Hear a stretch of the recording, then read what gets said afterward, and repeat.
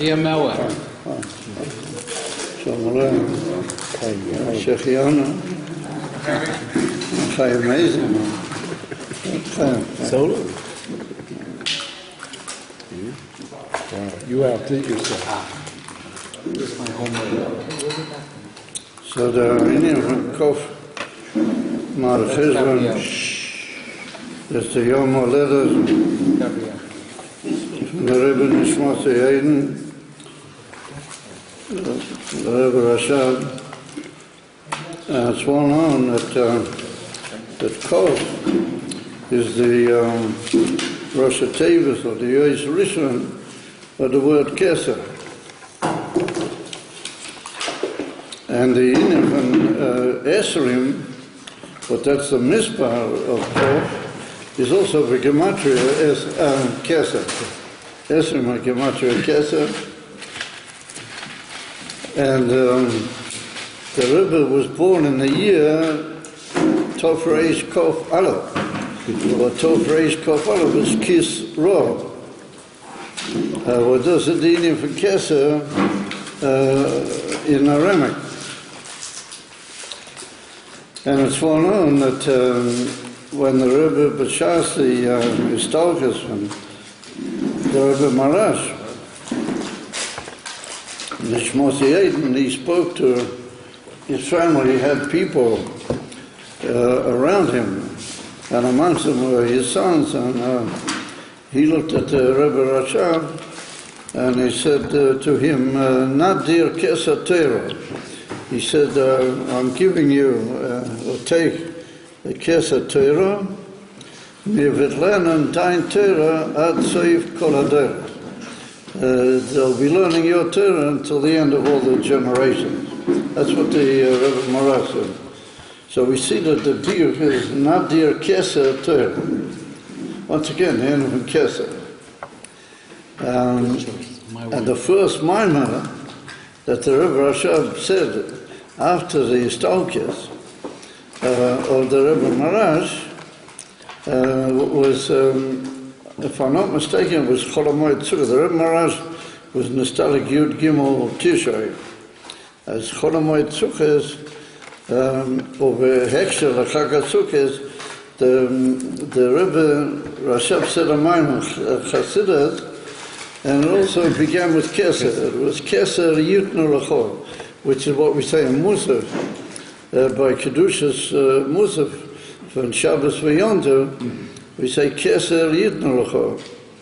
And the diuk is that Keser Yitnu L'chol, that the Rebbe MAR-HESHVAN said to him, Nadir, what Nadir in Yiddish means take, I'm giving you, A'inim from Keser Yitnu L'chol. So we see that Mikola Atstodim, Mikola Inyonim, Misaviv, we see that the Rebbe Rashav indicates this Indian of Keser. What Keser is the Indian of the crown of the king. However, the Keser, despite the fact that it sits above the king, it doesn't actually sit inside the king. It sits above him, but it sits on his head. And it had a court, like the Gemara says in reference to the Malchei Beis David, that Kisrei Hoyelmoi, that the Keser has to fit your head. And that was one of the ways of knowing if somebody from Beis David, if he was Ra'ui Lamal, the Gemara brings it. If he was Ra'ui Lamalches, they would take the Keser of David HaMelech and they would see if it fitted his head. Azim Kisrei Hoyelmoi, that's a sign that he was Ra'ui Lamalches. Azim Kisrei Hoyelmoi, he wasn't Ra'ui, even though he was Beis David. The Kamura and the Gemara. But maybe we see from that the Keser sits above the king, but it fits him. It has a shaykhs to the whole makeup of what a king is. Dahainu Gufay, Varoishoi, the head of the melech is where the moichin are, where the highest koiches of the man child. However, the inyan from Keser, that's an inyan from Lamaila koiches, which are shot to the gur. However, it fits the koiches, which it has a kiruv and a hamshocha from that all surrounding koich into the koiches hadayah in the melech. But that means that if we examine carefully, and we look carefully at all the inyonim of the Rebbe Rashav, we see these two amazing nuances. We see on the one hand something which a skasha and a devotion to Inyone Elakus that are completely Lamaila Miyaseichel. Even from Kabbalah Soil, Niflo, Adla Mesiras Nefesh. Mesiras Nefesh Kipshute, Yahad Imzeh, the whole Indian from Tomchei Tmimim that he founded the Rebbe, was in order that people should learn Torah Chassidus, even at the highest inyonim in Torah Chassidus should come into a soga. that people should be able to understand them in the Inifan Zeichel. And therefore the Rebbe said that in founding Tuch Mimim, he wants that they should learn Teres Achsidus the way they learn a Sugya in Nigla. But the way you learn a Sugya in the Gemara, that you've got to know all the details and how they interrelate and how the questions affect the situation, what are the answers, and what is the upshot of the whole thing, where does it lead us. There's got to be learning the deepest in Yonim, in Teres Achsidus, B'Ifuk Kozeh. And that's what we find that the famous Pirush of the Rebbe Maraj, that is a MAR-HESHVAN,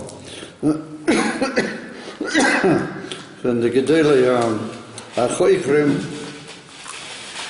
The Rebbe in footnotes has got a few suggestions who it probably was, but it's not, you do a bor of Miza Hayor, but there's a famous statement brought in Siddur that Tachlis HaYediyah Shaloi Noida, that the ultimate aim of all knowledge, of all understanding in knowledge, is to know that you don't know. Tachlis HaYediyah Shaloi Noida, we don't know.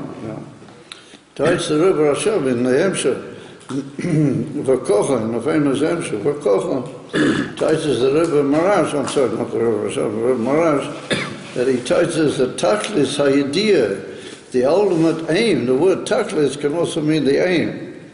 The aim of all Yediyah is to know even the Loi Noida. That even that which is Loi Noida also has to come down into a Soga. It's got to be Noida. In other words, the Tachlis HaYediyah, the ultimate purpose of all knowledge, is even that which is Loi Noida. That you've also got to know.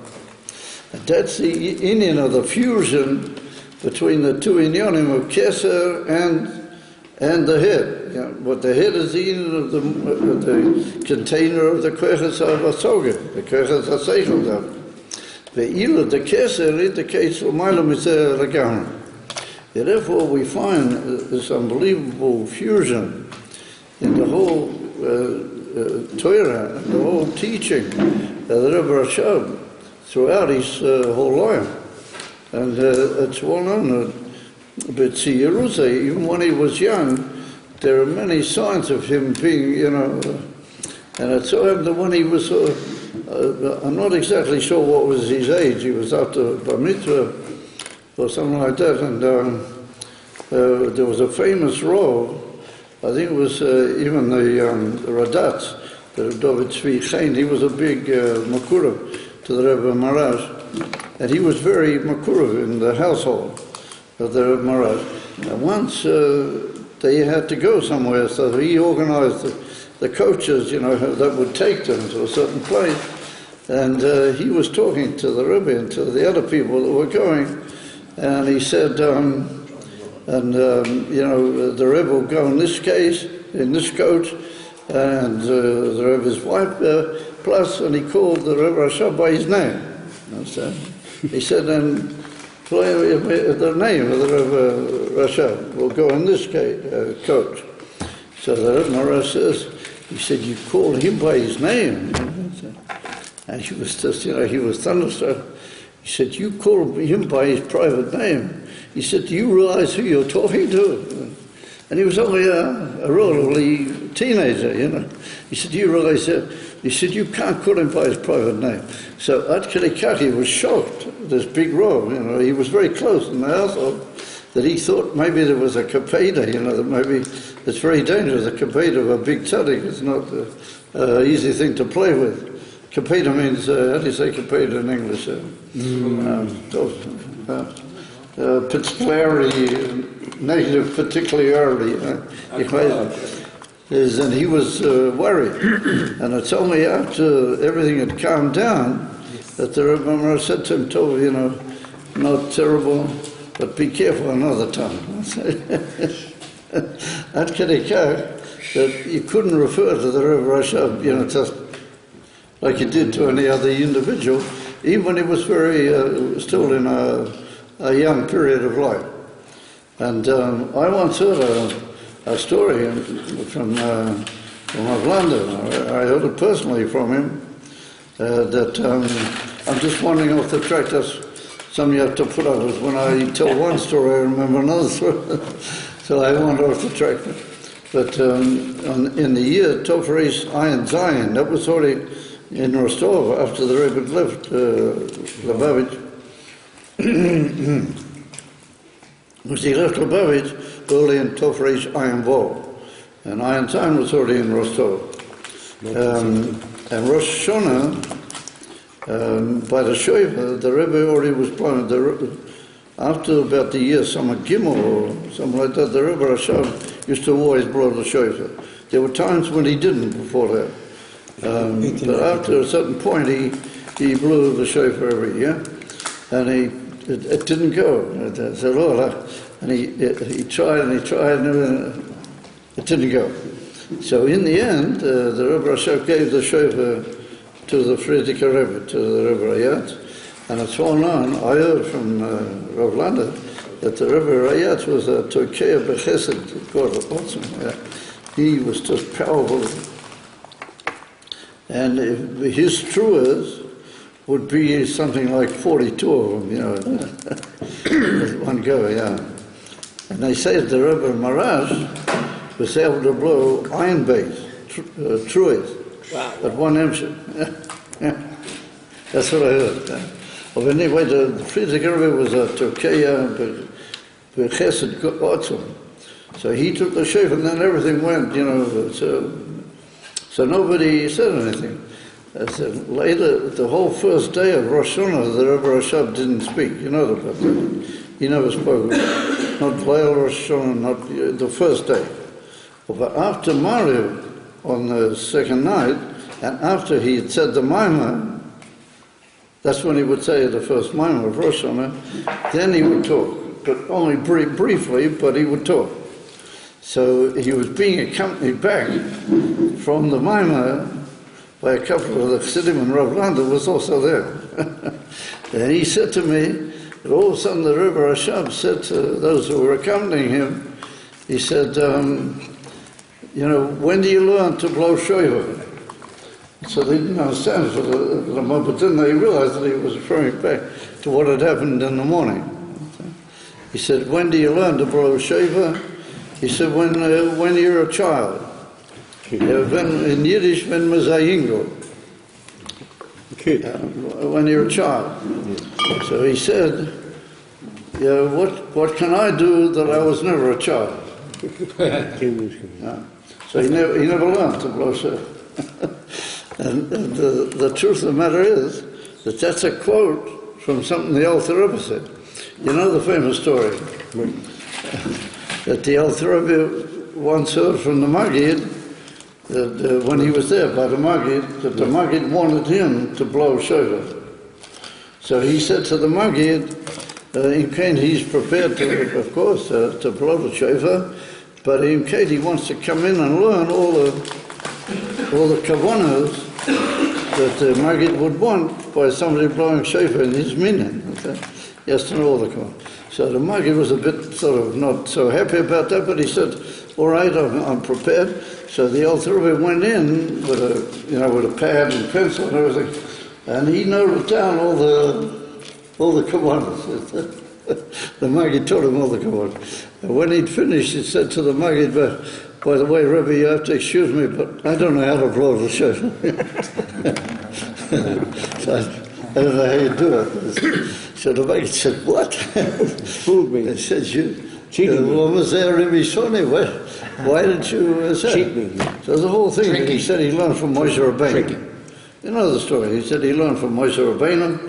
That Moshe Rabbeinu also said to the Eibishter, when I come to the Yidden, I need to know your name. You know what? So the Eibishter revealed to him the name Echi Asher Echi. It's a very high madrega.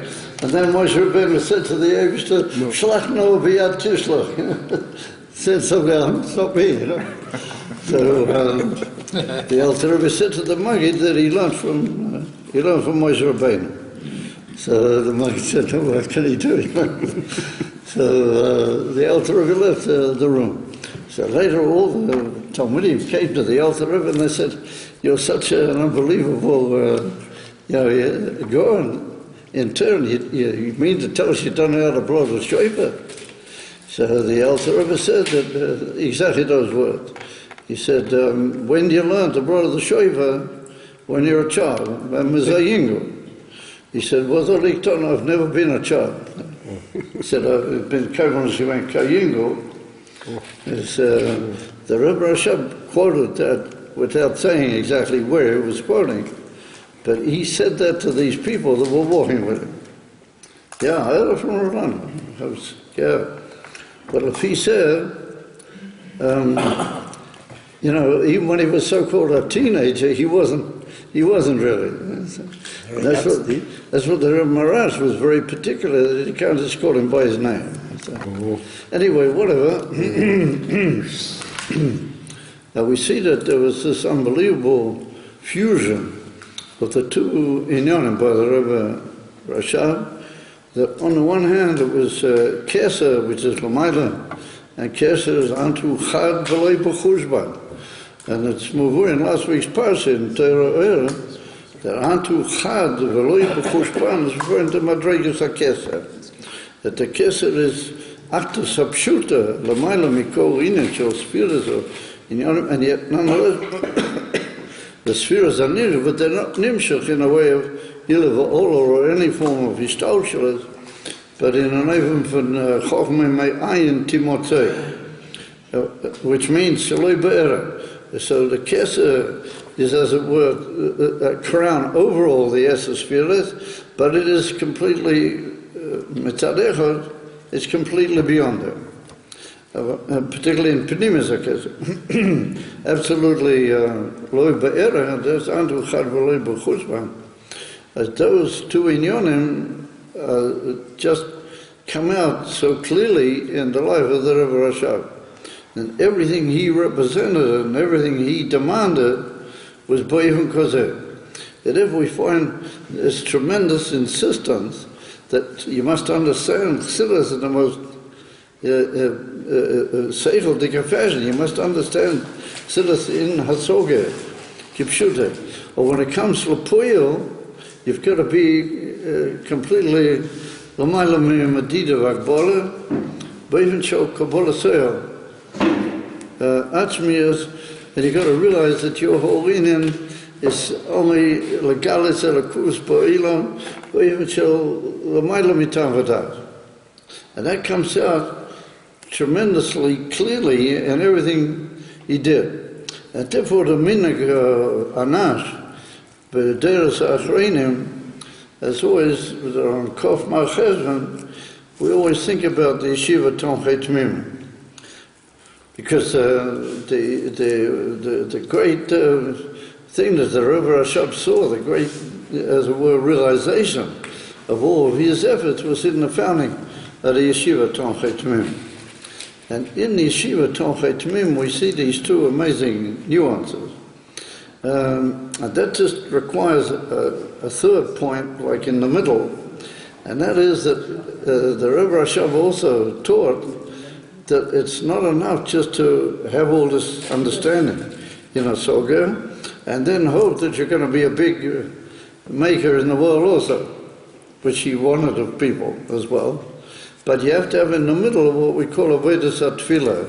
You have to have in the middle, and not because it's only just a middle point, but that middle point is like perfect and brings into realization everything that you understood. And everything that you were mazik comes into reality through the level of the ladder, the sulam of the tefillah.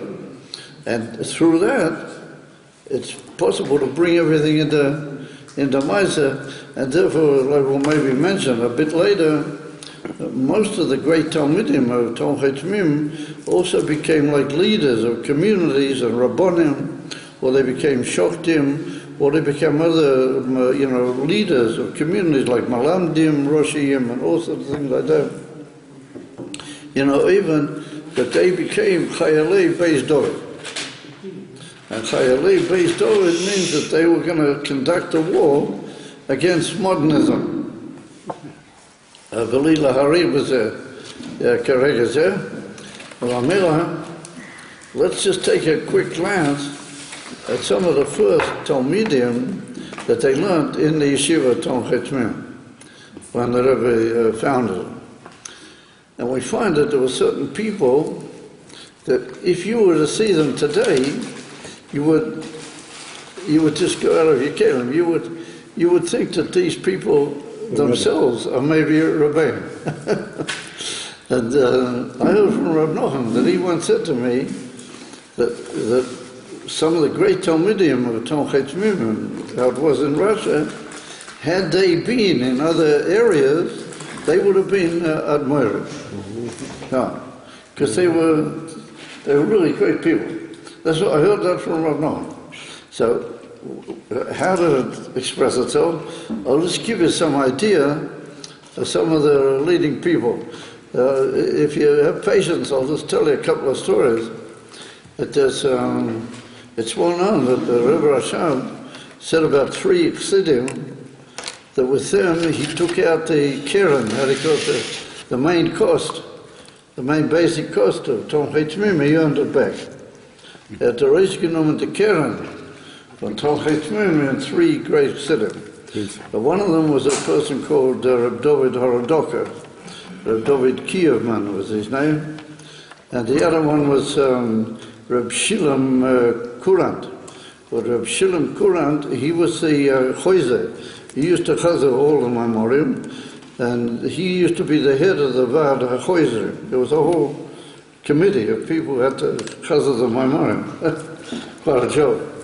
And he was also later, he was in Tomchei Tmim, he was the Mashgiach on Chassidus. He was like the big figure in the Zal, in the first Tomchei Tmim. In a later stage, it was Reb Chatzki Fagan, Shemin Koim Domai, as I should tell it, Oliver Shor, as Ochaponim, he was the second one. And the third one was a person called Chonya Morozov. Chonya Morozov, also a Shemin Koim Domai, he was put to death by the Russians, by the communists, Rahman and something. As he was the third one. And he said, with these 3 Talmidim, he said, I took out the cost of Tomchei Tmim, and he said, all the other Talmidim are Revach Naki. It's all, how do you call it? Pure profit. Pure profit. Pure profit. So just about this David Horodoker, David Kievman, just to give you an idea, he, when he davened, even when he was a bocher, even before he became a younger man, he grew up and matured in his knowledge and everything. He used to daven in such a way that he just didn't know what was going on around him. He was talking about a young bocher in the yeshiva in Tochim. He had no idea what was happening around him. He would just go completely into his davening, completely into Elokus. And there's a story about him that's really amazing. At Kedekak, he gets the picture. There are two little stories that I'll tell you. In Lubavitch, there were also, in Tomchei Tmim, there were what they called the Chassidish Shkotzim. There was a few that weren't into Avodah, and they were like sort of, they call it Morei Levana. They used to make fun of the Yoidim. Those who used to daven a lot, they were called the Yoidim. Or those who were into Chassidus a lot, into davening and all the Hidurim and everything, they used to call them the Yoidim. And they used to make fun of, and so the Yoidim used to put up and be saved quite a bit from these guys. Even though they were like that, they also had a very important function, because some of them did very important things for the Rebbe in the effect on the whole Saviva. Even though they weren't into Avodah, but they were very Chassidish Shkotim. That's what they used to call them. Anyway, they took to this David Kievman,